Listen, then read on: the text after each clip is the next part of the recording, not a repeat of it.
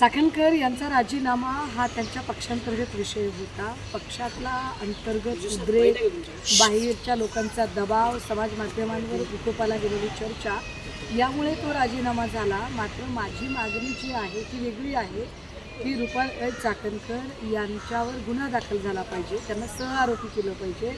प्रत्येक फोटोच्या फ्रेममध्ये चाकणकर दिसतात. याचा आमच्या मनात शंका निर्माण होते की चाकणकर मीडिएटर होत्या का, चाकणकर या प्रत्येक माणसाला तिकडे नेण्यामध्ये त्यांचा काही सहभाग होता का, हे पोलिसांनी तपासून बघितलं पाहिजे. चाकणकरांचे कॉल रेकॉर्ड तपासले गेले पाहिजेत आणि चाकणकरांच्या संपत्तीचे स्रोत जे आहेत ते स्रोत तपासले पाहिजेत, ही आमची मागणी असेल. काल SIT प्रमुखांकडे आम्ही त्या संबंधाने भेटलो, चर्चा केली. आमच्याकडचे काही जे इनपुट्स होते ते इनपुट्स त्यांना देण्याचा प्रयत्न केला. याच्या उपर EOWशी संबंधित ज्या गोष्टी आहेत त्याच्यासाठी आम्ही EOWच्या ऑफिसला जाऊन भेटू आणि मुख्यमंत्र्यांना सुद्धा भेटू.